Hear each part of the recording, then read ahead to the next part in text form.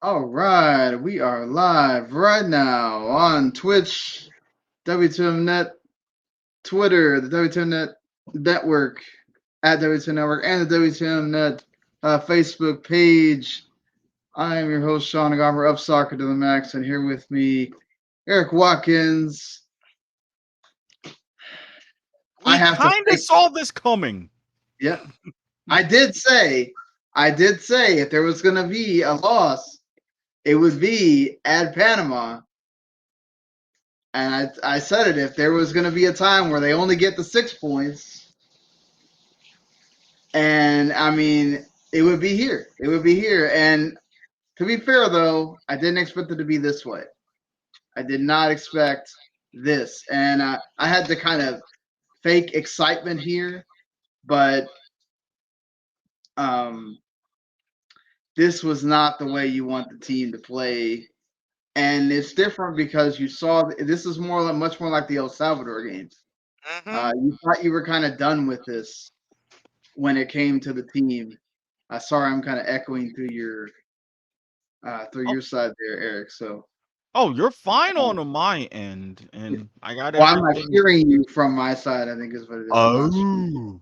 Oh. Yeah, or I'm hearing me on your end. So Ah, that's it's like freaking me out a little bit. So, um, yeah, it's just there was just a lot of didn't feel very cohesive at all today. A lot of confusion, it seemed like. A lot of timidness, it seemed like. There was nobody that was not nobody. There was a few people, but not what you want to see. There was no like being on the ball and taking charge. It just felt like the team, didn't what we saw against Jamaica and what we've seen hmm in some other games that did not happen no. here.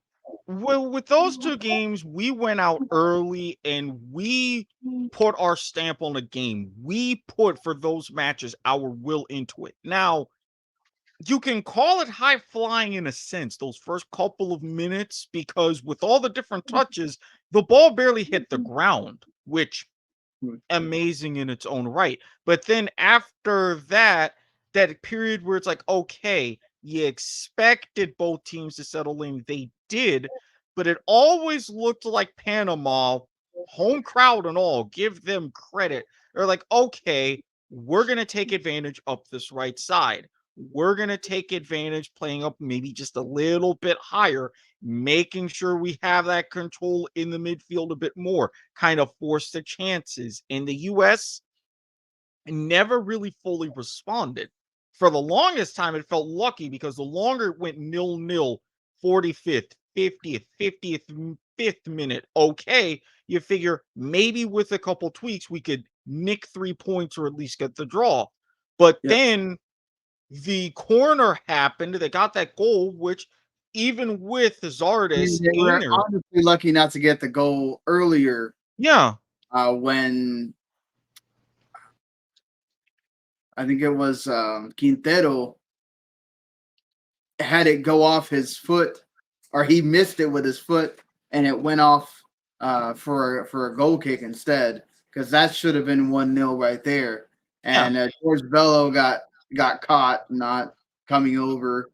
And that's going to happen. George, we forget sometimes how young this team is. Mhm. Some of these guys are still learning their positions, and then again, it's that whole like what you do for your club team, not necessarily always what you're asked to do for your national team. And it's just Mhm. to me, I think what this boils down to is 7 changes, Erik, from Yeah. what we saw against Jamaica. Obviously, there's going to be a rotation. Obviously, there is. We knew there was going to be guys not traveling. No Anthony Robinson. He was just not going to travel, period. Weston McKinney picked up a knock, and so did Sergio Dest, and they wanted to make sure that they would be okay for the game against Costa Rica. And we'll talk about what Costa Rica did at later on as we're going to go around CONCACAF as we usually do. And yeah, those guys were at least Anthony Robinson and Sergio Dest. That's two. Both your backs changed. Okay, Walker Zimmerman was there. You playing McKenzie instead of Miles Robinson. Miles Robinson's been consistent the entire time. I could kind of make a point of, all right, change him to give Miles Robinson some rest. But Walker Zimmerman, I thought, was one of the few bright spots in this entire team. He still played well. Wasn't a lot going through him necessarily. And then when he had the one chance. They still had no shots on goal. The one chance that was sort of something came from Walker Zimmerman in the 3rd minute off that corner. The one corner that Cullen Acosta hit well this entire game, and it went over the goal. But that to me is just, I understand resting, and I understand there's just players that sometimes you're not going to be able to have, as we have in the case with Justin Robinson, Eric. But it's just like, it's too much. You look at all the other games, and I watched highlights of all the other games, and I watched like about 30 minutes of Mexico till they score the second goal, and then I watched highlights afterwards. But once they score that second goal with Honduras being down a man, that was going to be it. But you don't see that. You don't see a gazillion changes. No, to a team like that. I mean, again, it's just insane to me. Like Gregg Berhalter, I get, and he did this in the Honduras game. He did the same thing. It's just like, let's throw these guys out there because they haven't played, and let's just see if we can get through it. He got lucky in the Honduras game, but it's almost like he's playing FIFA and doesn't understand that these are real. Look, I get it. Gregg Berhalter is the coach, and he knows what he's doing more than I do. But I'm saying it's like you can't just square peg round hole, right? No. There's got to be chemistry to the team. And when you've got like such a bigger than usual mass of players, when you've got, instead of like your usual 23, 26, when you've got like 30 in camp because you've got 3 matches in a week, I completely get it. So you can understand maybe 3-4 changes, but at the same time, when you're making these changes, you've got to understand where your depth is at what particular spots. Because at the very least, you want to keep a consistent system going, especially one that works, like we saw seen in the Jamaica game. This wasn't that. This was just, I've got all of this depth all over. I've got to use it. I'm just going to throw something at the wall and see when it sticks. But I wonder if that really shows you how much depth you don't have. Right? I mean, obviously, there are players in spots that you're missing. I can understand why you didn't play, like, say, a DeAndre Yedlin to start, because Panama has speed in their backs, and Yedlin's going to get caught that way. So that's why you do use the George Bello, and you do use the Shaq more. And I understand that. They weren't necessarily the problem. It was more of your back line was doing the job of your midfield. And that's where I had the issue of, outside of Yunus Musa a few times, nobody is moving them forward. No. It's, okay, we're here, and then how are we going to get it to the front line again? Where's exactly. You have it in the middle. No service at all. No. How's he supposed to score? It's like you have it in the middle third, great. And it's like, okay, who's going up? Where do we lump it? Do we just lump it forward? Do we do this? No. It was crazy. Yeah, I mean, and credit to Panama. They played well. They attacked. They pressed. Mm-hmm. There was never a time, except for after halftime, when you put on Brandon Aronson and Tyler Adams to kind of make a correction to the wrongs that you did with the starting 11, they looked a bit more they looked quicker. They moved the ball more. They went forward. Aside from that 5 minutes, that was it. Yeah. There's not a period in the game where you can say, oh, the U.S. had the ball and they had opportunities. They didn't. This was bad. It was bad. It was not, and there was no energy in this game either, Eric. Like, I never felt like somebody was trying to fight to get a ball, to Like, where's the scrappiness? I mean, Kellen Acosta, we always talk about, oh man, that guy fights. There was none of that. He puts Tyler Adams in, it's the same thing. There wasn't any of that. It felt like at times Panama was just absolutely outplaying, out hustling, out trying. They wanted this more. They're coming off that loss to El Salvador. Yep. They needed to correct here at home against the U.S.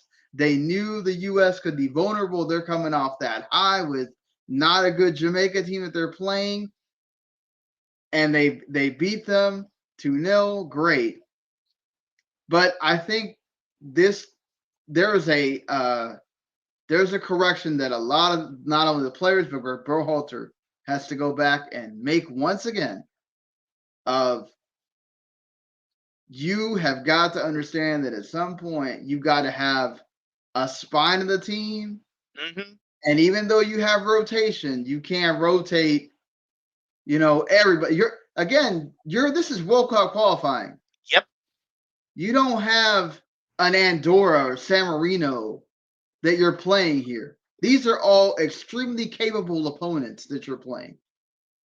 And if you look at the live table, look at the top 4, top 5, top 6. Yes, this was only 5 matches in, but it's a log jam. And it's hard to get out of that log jam, especially as you're going deeper in. You could say that, okay, maybe there's a little bit of relief coming up with this next match. That's no guarantee. Now you're really sitting and looking forward to, all right, now you've only got 2 matches in the November window. How are you really going to handle these to try to get match points? Even though it's at home, it's still against freaking Mexico. Exactly. And you've got to get some sort of result because you're not just dealing with Mexico. Now you're dealing with Canada. Now with this loss, Panama has a life. It's only going to potentially get worse. Yeah. I mean, you go to Kingston in that second game, which, Canada's proved that wasn't the easiest thing to do. So, and then Jamaica know that they have it all to play for in their next 2, because if they don't start putting up some points other than draws, they're going to run into problems. Yep. So, here's the thing. I did say if there was one bogey team, one team that was going to come up and give the U.S. a problem, it was going to be Panama. And people were, going, oh, well, they should easily get the draw. We're the U.S., all that stuff. And yeah, you should feel like you're technically better. You are, but the team itself, we forget, again, this is a young team.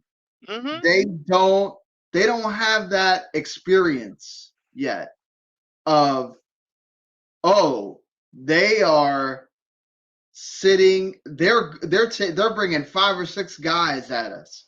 If we pass the ball around a bit faster, we can get by them and have numbers going forward our way. But they can't do that because they're too stuck on, okay, we're going to pass the ball around, and then, oh, wait, somebody's coming at me. Let me get rid of it. And there wasn't any of these, really big passes through the middle that you're saying, oh, man, okay, that has a chance. Literally go back and watch for one, when you have the shortest, when you go back and look at the extended highlights of all the other games, and you have the shortest amount by 3 minutes of all the other ones, it tells you how much not a lot happened in that game for the U.S. So, and that's just on a simple matter of it. It's just go back and watch that.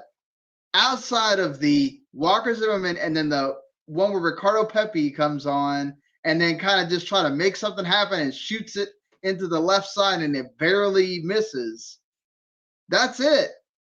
There are no more chances for the U.S. They had 5 shots in total in the entire game. Now, Panama only had 6, whatever. But they made their corner count. Yep. Where nobody gets in front of the goal scorer. because I can't remember No, his name at the second.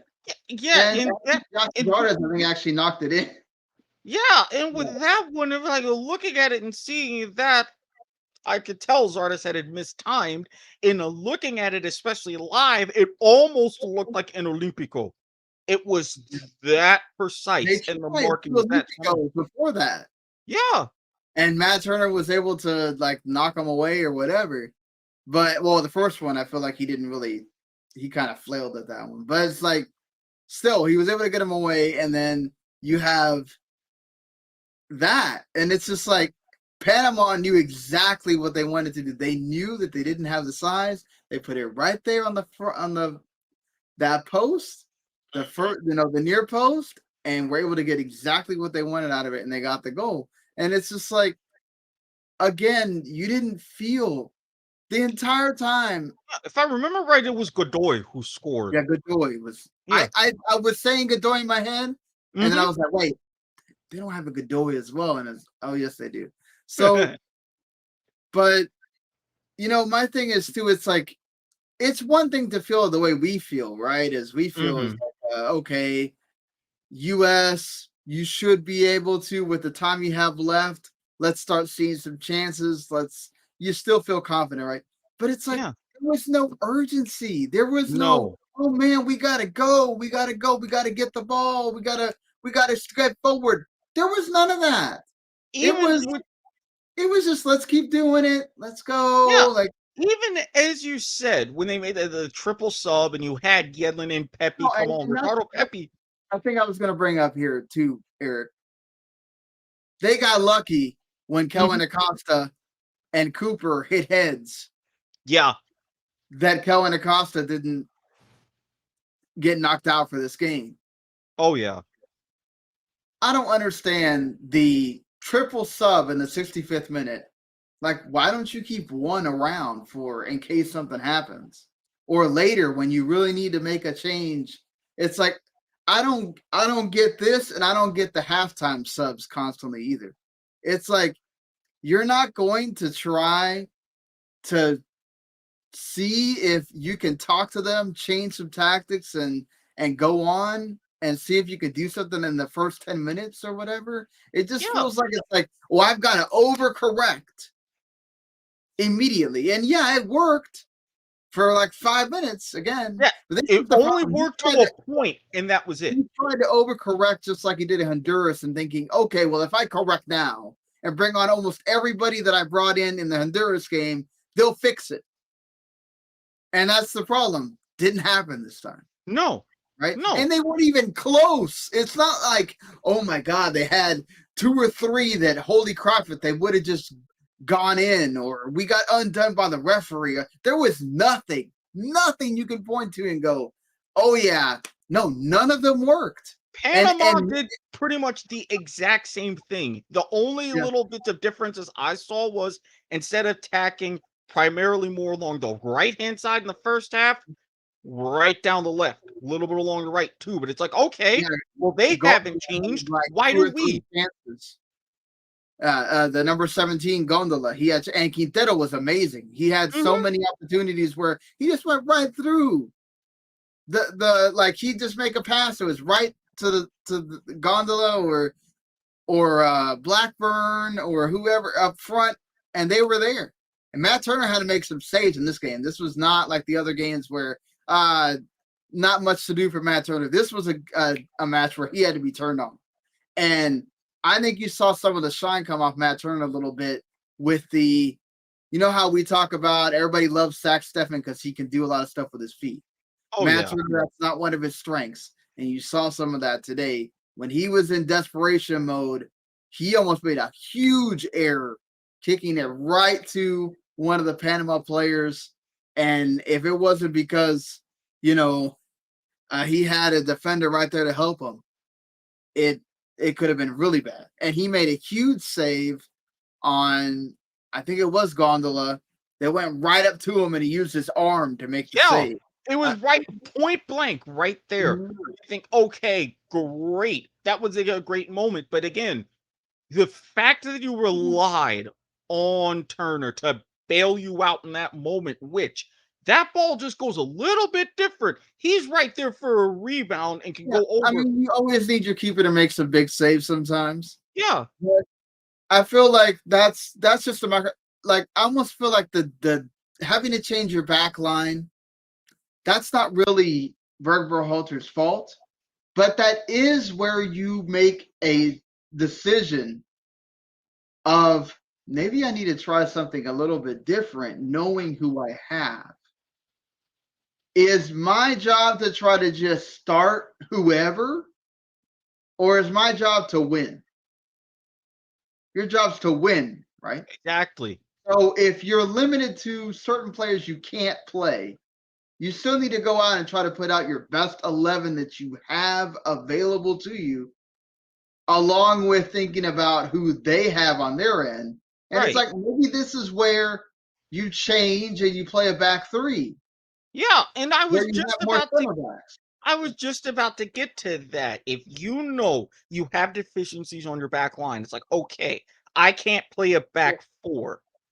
Who do I Well, have? Can I work with something like a 3-5-2? Can I work with something a little bit different, but based around a back three on that tactic? Because, of course, every good manager worth his salt has two tactics that yeah, they can work on or that they can switch some kind of thing into.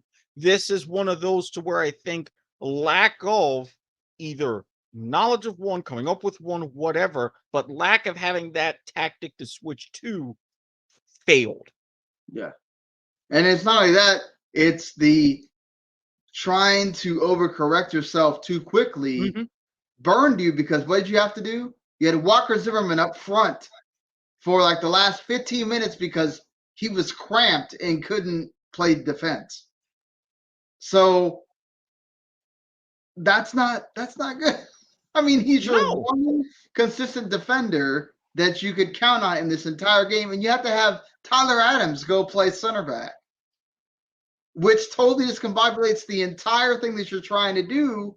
Where you brought Tyler Adams on because Quintero was running riot on through you because Kelvin Acosta, for some reason or another, could not do that job in this game, and it just felt like so much went wrong. I mean, like you just got nothing, and it's not Tim Weah or Josh Zarda's fault. They just got no, nothing. They got no. nothing. Um, I mean, it just felt like they should have gone on the attack earlier. There should have been. It's like, oh, we tried for the first 5 minutes, and then, man, we can't. I don't know why he didn't try to. If you're gonna go ahead and do, see, this is why I don't understand the halftime something because if you would have waited a little bit longer, you could have done the triple sub earlier and then had your two for later, Yeah, and then brought on Pepe along with Aronson and Adams, and then you still have that combination of Aronson, Pepe that you've had and that works well. But it's just like this all got messed up because then in at that they give you 7 minutes of injury time, which honestly they should have been more because Panama was doing the absolute greatest amount of CONCACAFing you've ever seen in your life with two different fans or ball boys or whatever you want to call them coming onto the pitch. I mean, included. Like this is insane. Like talk about that, expert time wasting. I forgot the name of number 8 who has cramp, and then they get taken him off. They take him off with the stretcher because they need to waste more time, and it's like, dude, what like, oh my god, like, wow, it was insane to me. And I'm sitting there going, this ref is seriously not going to put any more time on the clock after all that. After all that, no way. They know the system. They know the system. They're like, all right, well, we got this ref. He's like, okay, come on, we can limit this. It makes no sense. I wonder why, like, why you have to go play funny ball when you go away. I understand that it's even tougher to play away, right? Mhm. Like you need to have more cohesion and more trust with the players when you play away as compared to playing at home. So it's like, I don't know. Some of this doesn't make sense to me. Obviously, the players also got to look at themselves as why you don't have Oh the yeah, energy that you didn't have, Eric. I mean, it's just like, yeah. Because for where did something, that fight go in this yeah, game? because for something like this, to me, it almost feels like how we were talking about things. We looked at this round and it's like, all right, this is the one where expectations would really be the lowest, and this is kind of the worst case scenario. We can do that sitting here on our chairs on our couches, but if I'm a men's national team player or any sort of national player or a coach or a manager, it's like, hey, we have a shot no matter where we go, who we play. We know we got it together to where if we put out our best, we can go ahead and get these points. But there wasn't that feeling. It was just like, all right, well, we know we just came off this with Jamaica. We know we got this coming up. People aren't expecting as much against Panama. Let me go ahead and tinker and maybe something great will happen. No, you can't have that approach at all. No, and I mean, let's again give credit to Panama. They Oh yeah. fouled more. They had more corners. Their corners actually connected. Another thing of, I don't know why he didn't take Kelvin Acosta off, because his free kick was fine. It was sort of close.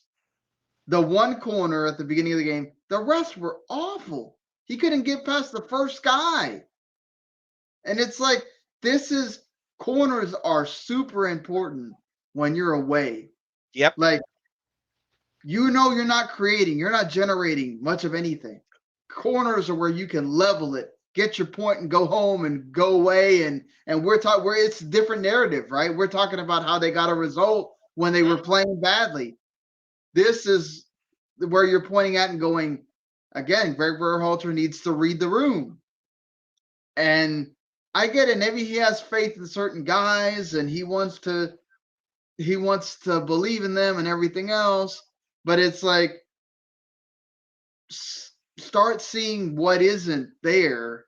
Yeah. And start going, oh well, we're gonna push this guy, we're gonna do this, so I don't know. But I just hope we don't see this. This doesn't need to be the tune every time you go away in the second game. We're gonna make a million changes because I want to start half the roster. It's like, look, sometimes some of these guys get called in and they don't play, and it's like, this is where I was wondering, like, okay, well, why don't we have Matthew Hoppe coming on? He's just sitting there, and now he has 2 games where he hasn't played at all, right? It's like, there's other players like Luca De La Torre. You had him come on in the last game. You didn't have him here. It's just like, start seeing where you need someone and plug that hole, not necessarily trying to just, all right, the front two aren't working. We're going to change the front two. We're going to put in the same 3 that I put in last time, get all this energy going, and then nobody has energy because everybody's disconnected and there's too many changes and there's too much, going on. So, Eric, it's just frustrating. It's frustrating. It's disappointing, to see all this. I mean, credit to Panama, first time beating the U.S. in a World Cup qualifier ever. First time beating the U.S. I mean, it's like, Yeah. look, This is the 24th matchup between the U.S. and Panama. This is only Panama's 3rd win.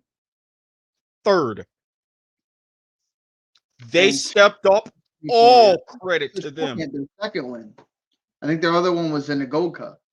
So it's like, it's not expected. Obviously, again, I said this, at home, Panama is a much different team. They go for it, whatever. But just to never see the U.S. really go for it at all during this game is just unbelievable to me, that you don't ever just, okay, let's start, let's get going. And in that last 15 minutes, they couldn't put 2 passes together, Eric. They were just Matt Turner kick it long as if we have somebody that just holds up the ball beautifully and they're going to connect it. They don't work like that. When you're just asking them to all of a sudden just, that's what's going to happen. It's like, oh, Lord. I mean, Panama knew what was going to happen. They could just easily read that. It's just, and then you're in times where you got to be on in the last, okay, you got 5 minutes and you're just falling asleep and let somebody just blow by you and take the ball away on a freaking throw in, and you almost cost the team. It's like the whole game felt like this, where it's just like they're asleep, not paying attention. It's somebody's not sliding over, not doing this. No. It's so frustrating. It was frustrating to watch this entire thing, and it's look, I'm sure it will be corrected once again against Costa Rica, and we're talking about a different game, but you never know, honestly, Eric, because No, you really don't. to be fair, in about the, what was it, 75th minute or so, there was a red card given to an El Salvador player. Don't think that it's really debatable as the one what we'll see against Mexico, I think was. It was pretty bad. He almost did a stomp Oof. on the player's foot. It's not great. It's not intentional, but it looks bad, right? Yeah. But Costa Rica, give them credit at home. They were down 1-0 early. In about the 11th minute or so, El Salvador scores. Brian Ruiz, the eternal Brian Ruiz, comes in off a corner, scores. Clear penalty for Cecil Borges to come up and shoot it and score it in with authority. The two old guys, the two experienced guys, come up big for Costa Rica. And that's where you do need the experience, right? Like you do bring in those old guys for that kind of thing. And they both deliver when you need them to. And again, it helps a lot, I think, that El Salvador, at a crucial time where they could have went in and gotten a 2-2, have the red card, they're down a man, and it made it much easier for Costa Rica to get 3 points that they absolutely needed. I said it was a must win, Eric. They got those 3 points.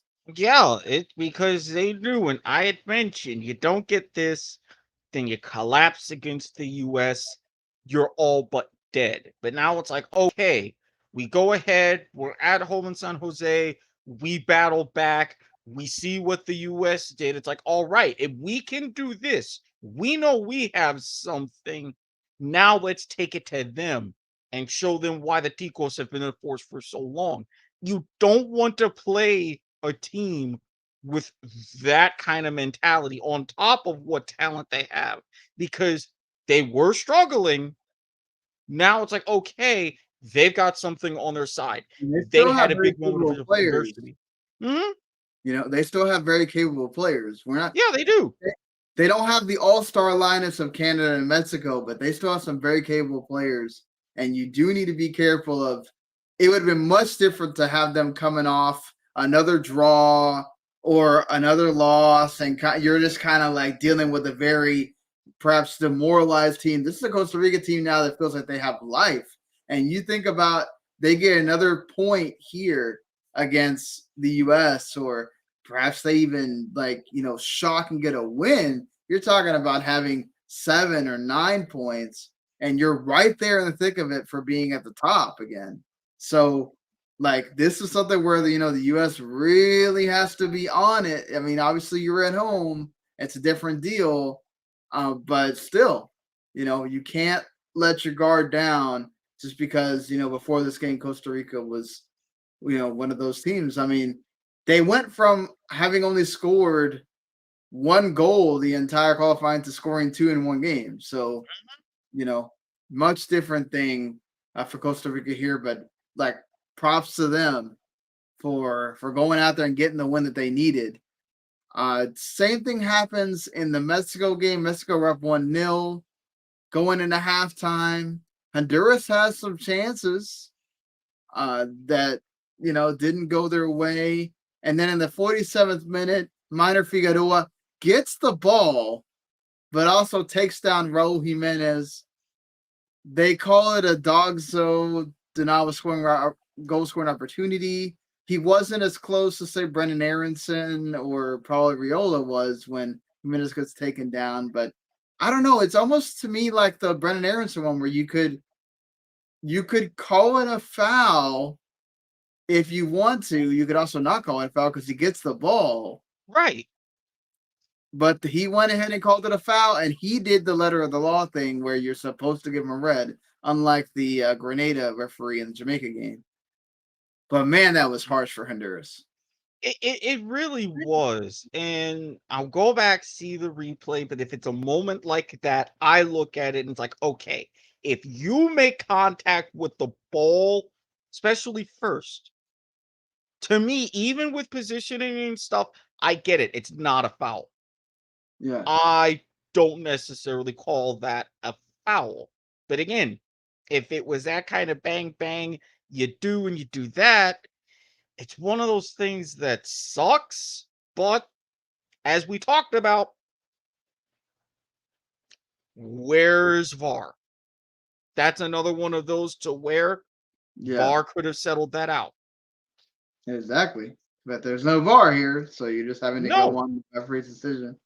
And that's what it is. I mean, that I felt really bad for Honduras because I think that they could have perhaps gone and made it more of an interesting fight against Mexico. Because after that, I mean, not that Mexico didn't have chances before that, because they certainly did. But after that, it was just an absolute Mexico show of constant chances against Honduras, constant. And the goal was pretty much going to come. And Rogelio Funes Mori gets another goal. And credit to him, who's been much maligned, and then he comes on for Raul Jimenez, so he goes off. And then, Chucky Lozano gets his. So all good for Mexico. They got the comfortable 3-0 win.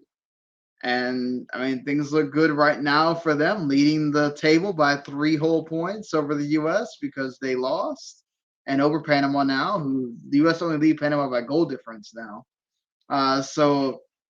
Mexico leading the line again. And now the U.S. has to do what they got to do and perhaps have to get that result, that big result against Mexico at home to perhaps get closer.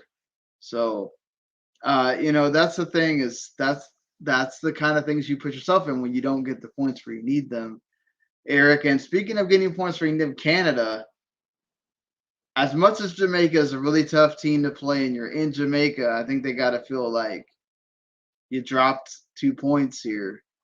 Very much so. But this is another case of, I watched highlights of this, Eric. It's still the same front three for Canada. Davies, David, and Osorio. And Tajon Buchanan got switched out, but it's still a major part of the team is still there. You didn't have this, oh my God, switch out 50 players, like they did for the U.S. It's like, so, and Canada, I mean, Alphonso Davies had a few runs where it really made it interesting. And Jamaica had a few off corners that could have gone in, but ultimately 0-0 is where it stands. And yeah, this was a scrappy, fun game to watch just in highlights. There was a lot going on here. Good to see Jamaica come to life here and see that Jamaica team that you really feel like you should see, right? Yeah. I mean, you count on the Reggae boys. They're going to do their best to defend Kingston. In Canada, to all their credit, as you said, they had most of their team there. They had the core there. But at the same time, yes, great performance at BMO Field. But when you're traveling away And that's something that even Canada is still trying to get used to, being into those big away atmospheres. And Well, and being the favorite, right? Because they're not used to yeah, being the favorite.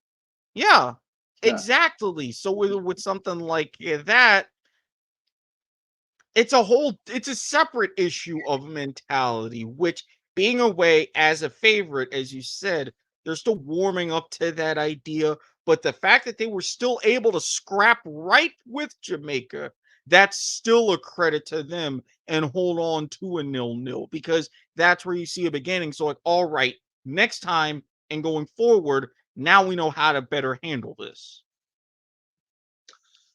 Yeah. But that, I mean, Costa Rica, or not Costa Rica, Canada has some interesting, again, they have these draws that they really should have done more with and gotten wins perhaps. I mean, you can say Hmm. that for all four of their draws. They could have easily been wins, but you know, it's disappointing to see. I mean, I think John Herman said it after the Mexico game. I don't feel like Azteca's that tough place to play anymore, and we really miss it not getting 3 points. I think he's really gonna miss it not getting the 3 points in Jamaica here.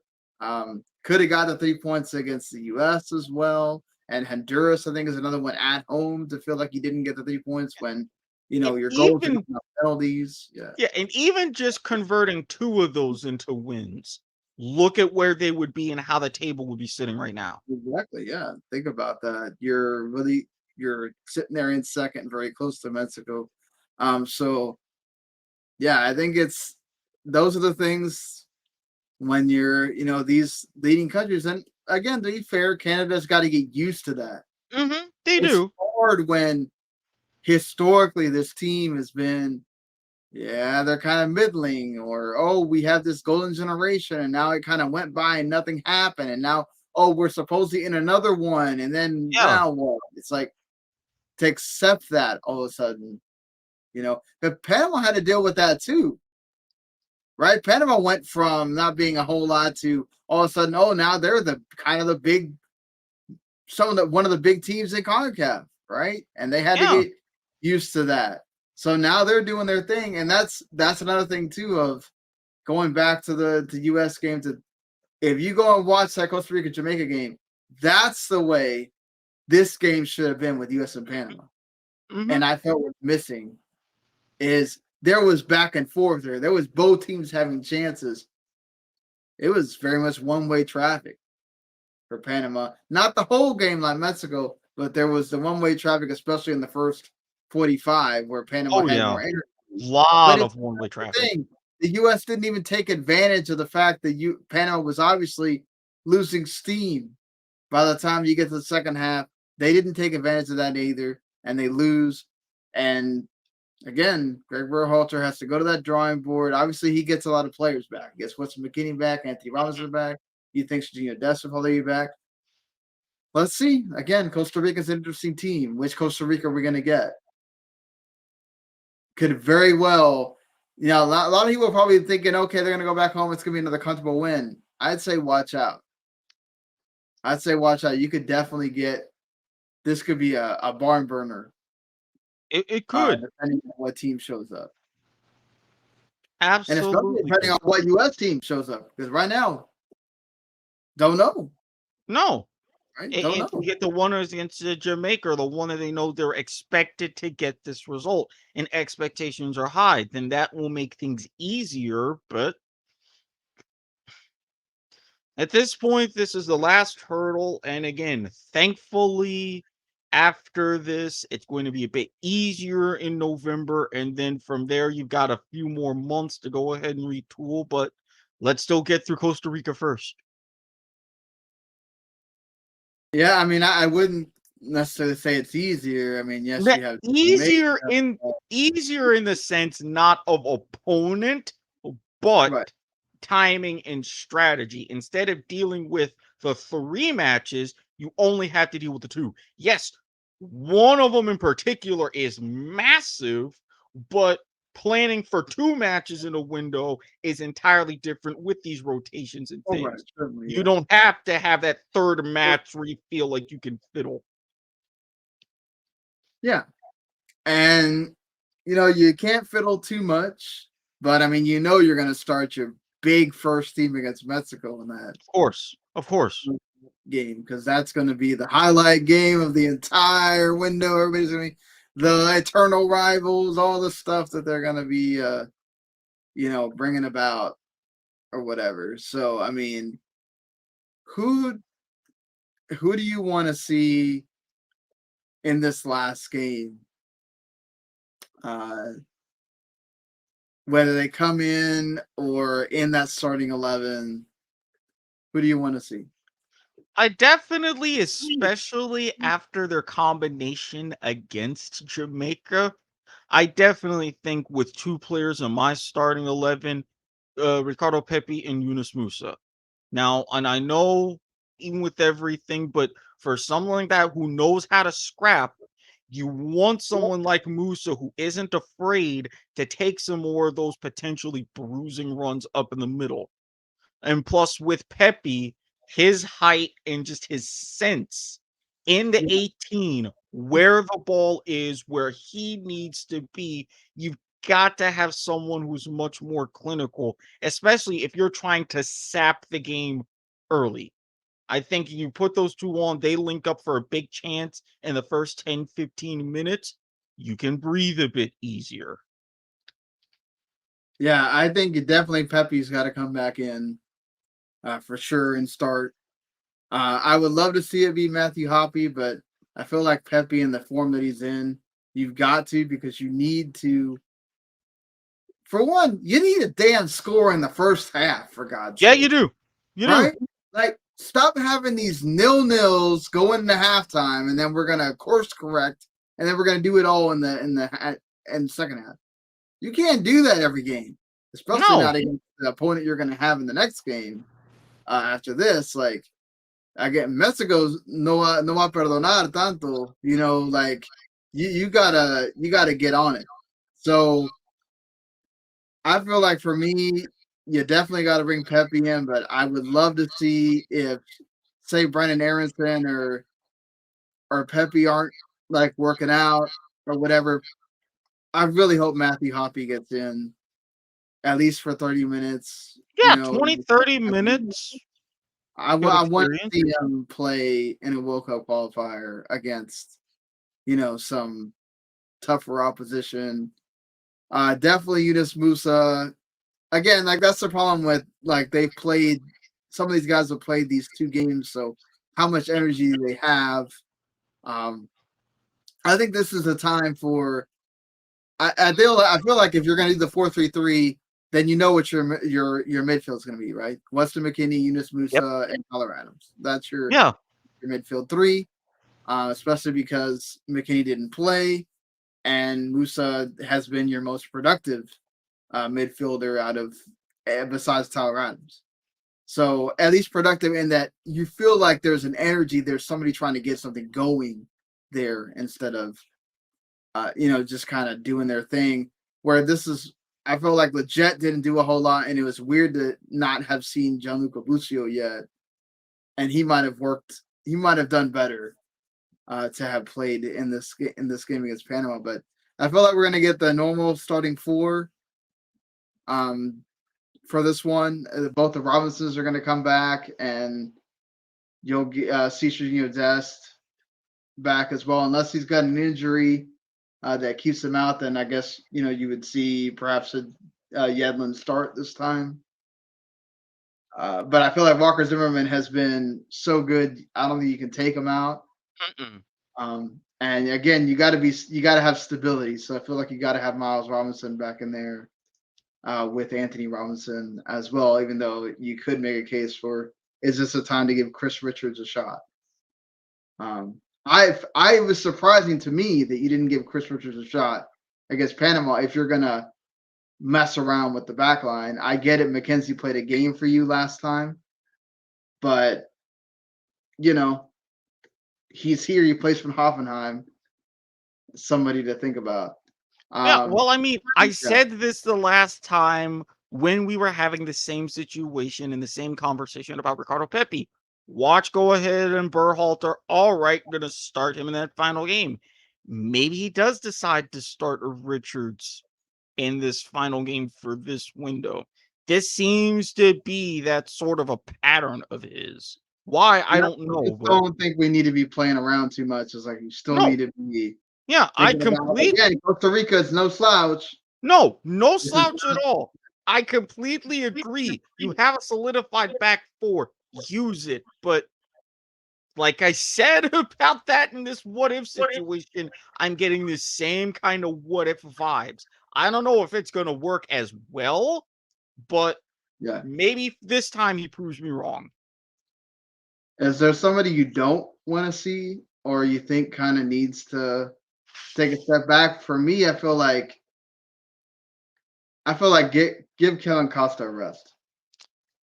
Give him Uh, a rest, and as much a DC guy, and I know he's had some moments, but I think we've seen, at least for this window, enough of Areola. I was going right there with you. I'm This good. I'm good. is that I've time. seen enough. We've seen enough of Areola. We know what he gives you. Mm-hmm. Good in the first game. That's why I keep saying, like, if you're gonna move a front guy, this is the time to bring in Matthew Hoppe as a Oh, sub. yeah. I'm not gonna go ahead and start him. They could go ahead and start him as well. Um, this is that moment, and then if you want to bring in Jossie Zardes or Tim Way or whatever, cool. That's fine. Bring him in off the bench. Yeah, I also in saying that I think Acosta needs to have a rest if you're gonna change one of the midfield three. I think this is a time for Gianluca Busio to get a moment. So, think about that, Mr. Berhalter. We'll see. Obviously, Matt Turner still number one guy. He hasn't done anything to lose his spot. He will be starting. I worry about the way he looked but that's his weakness. If there is one, is the ball at his feet. He doesn't look comfortable. You can tell he doesn't like it because like the times where he gets the ball passed back to him, he's like, oh man, I don't want this. He'd rather like throw it out with his arms or have to punt it away. So that's something interesting to watch. Again, when you have a guy like Zach Steffen who's very experienced and is good with the ball at his feet, interesting to see if you have another game like that where you're asked to do that a lot and he looks uncomfortable, if that's something that could be his undoing a little bit in a way.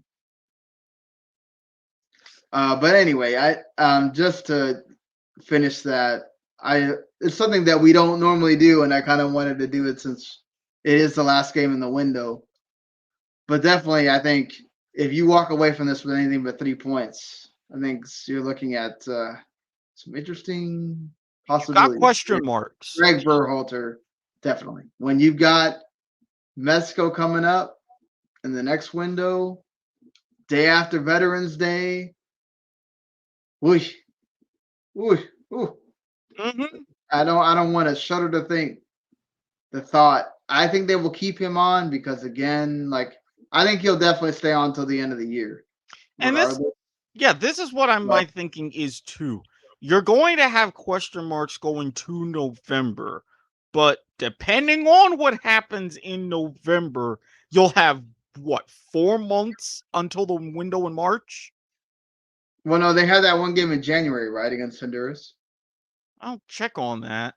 Yeah, they have. Don't they have like one little window in? Is it January, February that they have a game? Each team has a game. I'm double Um, checking on that. yes, they do. It's Yep. January 27th against Oh no, so El Salvador. that's a full window Oh, there it's in no, it's 2 January, games. Never beginning of mind. Yeah, February. sorry about that. Yeah, Oh it's yeah. January to February. You have 3 games. So, And then yep, your last window, that's the one in March. So yep. e- e- hmm. Yeah.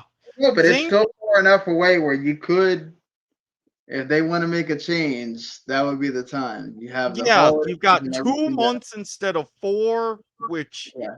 obviously you will want more, but 2 months doable. But again,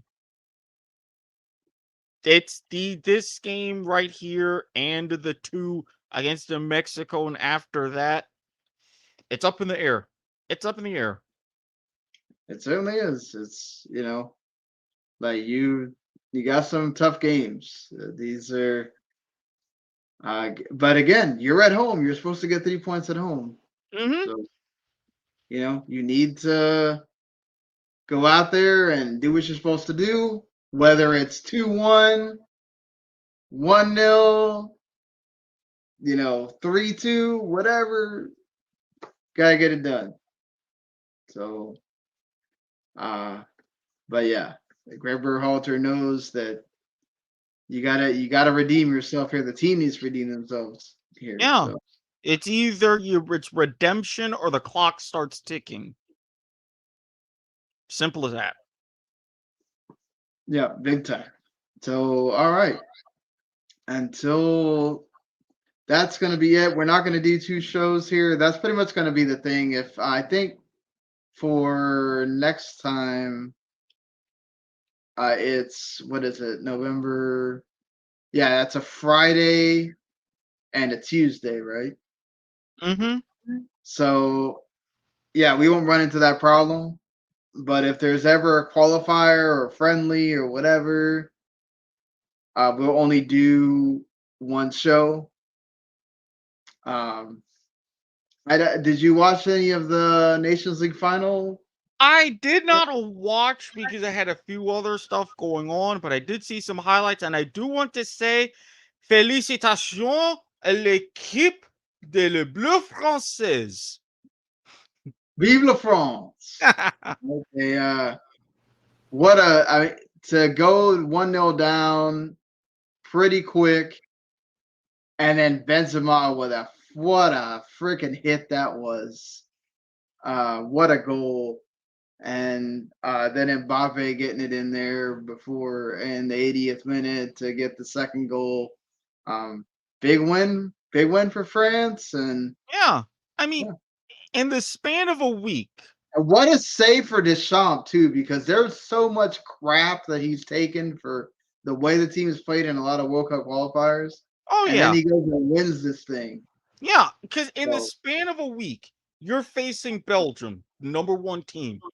The first ever competitive match where France overcomes a 2-goal halftime deficit. You go on and win.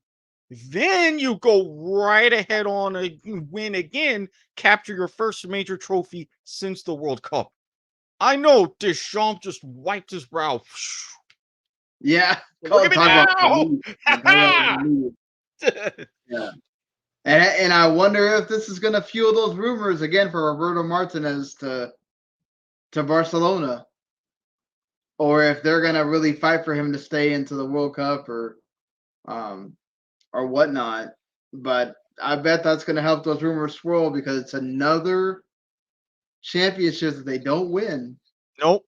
Belgium, with that golden generation. So yeah, gonna be again see how that goes for him and for the team. But yeah, so if you enjoyed what you heard here, having us talk about the U.S. men's national team, we'll have another show on Wednesday night.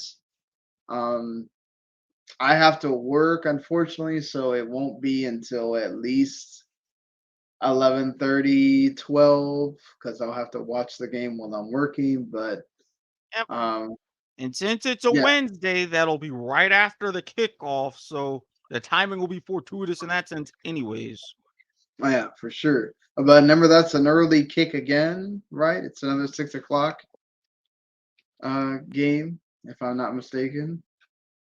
Let me see. No, it's 7 o'clock.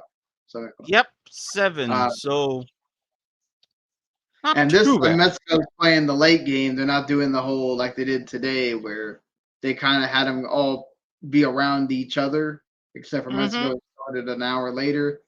This time it's 7, 7:30, 8. Canada, Panama 7:30. Honduras, Jamaica is 8, and then El Salvador, Mexico is 10 o'clock. So into the nightcap, we go with Mexico going to El Salvador. So that will be another interesting one there. So probably won't. That will mean that we don't start till at least 12 because of that. But either way, until Wednesday, thank you everybody for listening. For whether you listened or you watched on Twitch, YouTube, or on the Facebook page, wherever. We really appreciate that. Of course, you can listen wherever there are podcasts, or you can go to that lastwordonsoccer.com where we are as well, or WTONet.com.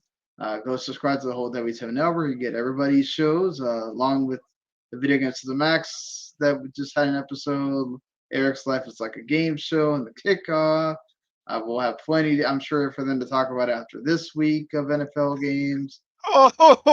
So, I'm sure Giants fans are feeling awful that not only do you lose Saquon Barkley again to a weird freak injury, but also Daniel Jones to a concussion. So let's see how that affects them. And until next week, or well, till Wednesday. See you later, everybody. Peace. Bye.